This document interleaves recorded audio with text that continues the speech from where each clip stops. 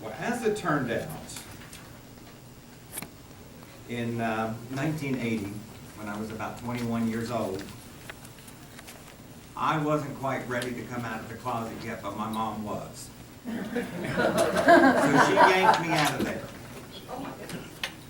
Now remember, I'm a son of a Southern Baptist minister. So she asked me that ever question, are you a homosexual? And I'm like, yes, I am. Why that sin? And of course, I always had a smart mouth. I'm like, because it was the best one that suited me. Needless to say, it didn't help the discussion that happened afterwards. But it always created a difficult time in our relationship. And to be honest with you, it was never the same after that. Because of the close relationship that children have with their parents and the parents have with the children, they can emotionally hurt each other just by being themselves. How we as adults handle difficulties or storms in our lives is what our children watch and what they're going to remember. It will form the basis of how we handle life's storms.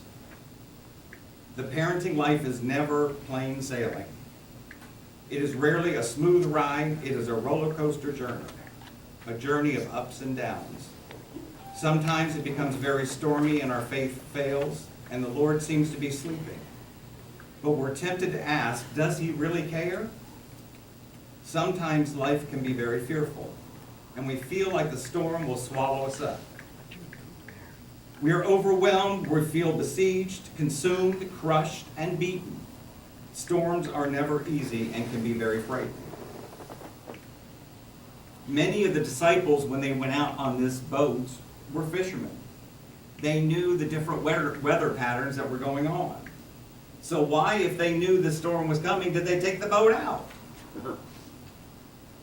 Because they didn't have the skill of the meteorology like we did now, and everything looked fine. The waves were calm, the winds were calm, there was no issue.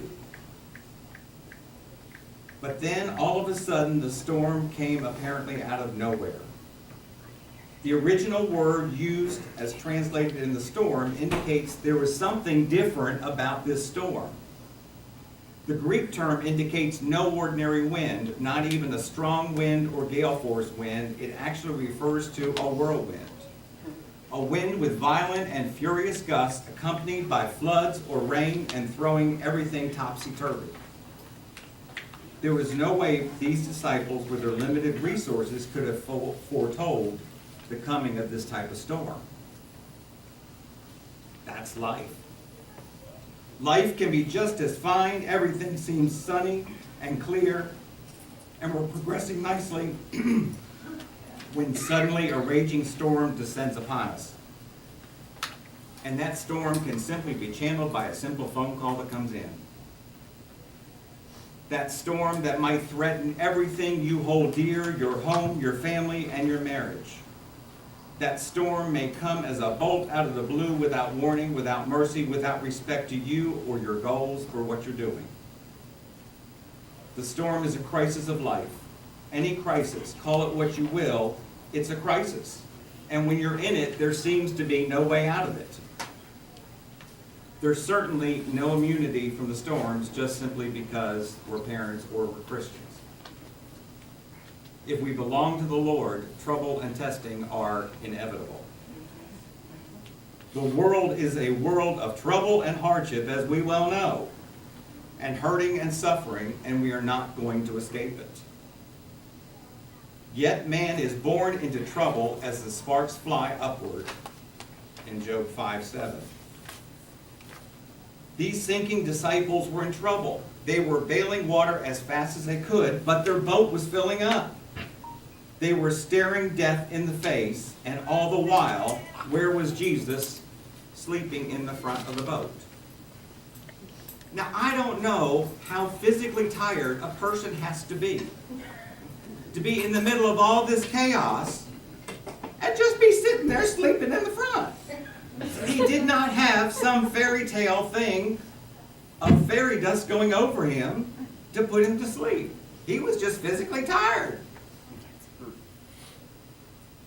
But then they cried out, "Master, don't you care that we perish?" Jesus, don't you care? Don't you love us? Aren't you moved by my situation? I wonder, is that how we feel in our crisis? Is that how we think in our storm? I wonder, do we feel as though God is indifferent to what we're going through?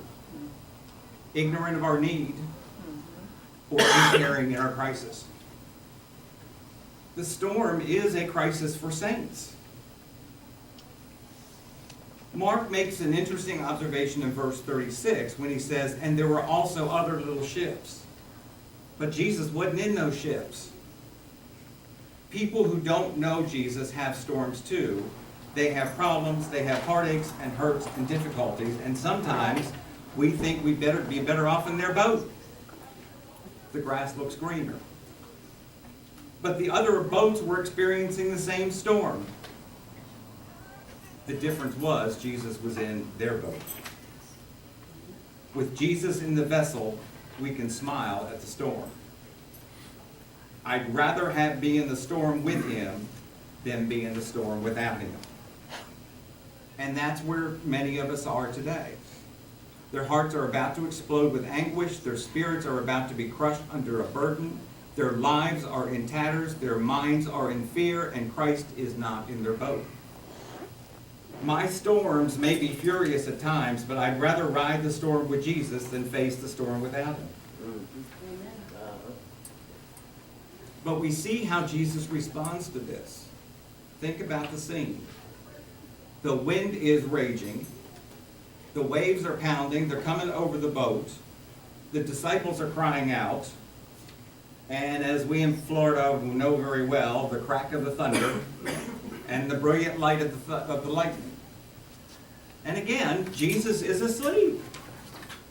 Through all that, he's asleep. Until the disciples ask for help. The Lord may not always seem to respond to the storm, but he will always hear the call of his people above the storm. Jesus knew the storm was coming, but he did not delay the disciples' departure and said, "Don't go because the storm's coming." He permitted the storm and led them into it. He allowed them to feel the fury of the storm. He appeared to be unconcerned, but he was with them. And as long as he was with them, there was hope and they were safe. So the Lord answers their cry and he stills the storm, and he arose and he rebuked the wind. Now think about this for a minute. It seems a little bit ridiculous to rebuke something that is natural, like the wind. It's like telling my car, "Stop breaking down." I have tried many times with many different, almost in tongues, and it has not helped. Or it's almost like rebuking a light bulb for not growing brightly enough. It makes little sense until we realize there is one who has influence over the air. In time past, you walked according to the course of this world, according to the prince of the power of the air, the spirit that now works in the children of disobedience, from Ephesians 2:2. There was something in this wind that was unseen to the human eye, but the Lord could see it. Evil powers were at work in the storm. Every time I see that, all I can think of is Saturday Night Live and Satan. But look at how Jesus rebuked the storm, or the power behind the storm. He arose and rebuked the wind and said to the sea, "Peace, be still." And what that really translates to, muzzle it. He spoke to the elements as though they were a fierce dog in needing of muzzling. But understand more than that, this is a phrase that technically relates to dispossessing a demon of his powers. there were evil forces within the storm. All the work that we may be blaming God for, evil forces may be at work behind it. It is time to stop telling God how big your troubles are and start telling your troubles how big your God is. Amen. Amen. And the powers behind that. The storms of life are very revealing. Storms expose weakness, they reveal human frailty. We have all experienced the powers of the storms. But what did these storms do? They tore roofs off buildings, they flattened fences, they blew over trees. The storm exposes poor workmanship, shallow roots, decaying timbers. The storms of life are no different. They can reveal our faithlessness. The Lord said, "Why are you so fearful? How is it that you have no faith?" That may seem a little bit harsh, but think about it for a moment. They failed to trust his promise because he had said, "Let's go over to the other side." He had promised they would arrive safely. So if you're in the storm and the waves are beating around your head and you're feeling like you're going to sink and ready to abandon ship, don't do it. You'll get there. You'll arrive. The disciples failed to rely on his presence.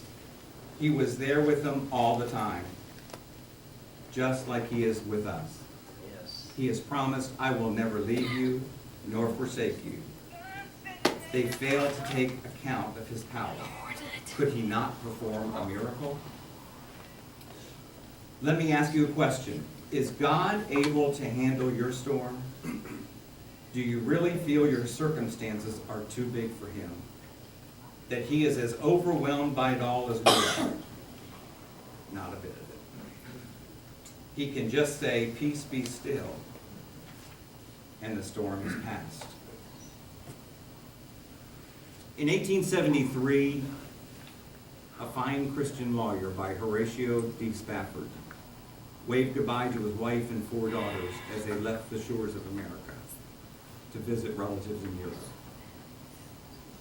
There was excitement in the air, and they all looked forward to their husband and father joining them in the trip of a lifetime as soon as he tied up some business at home. Halfway across the Atlantic, the passenger ship collided with another steamship and began to sink.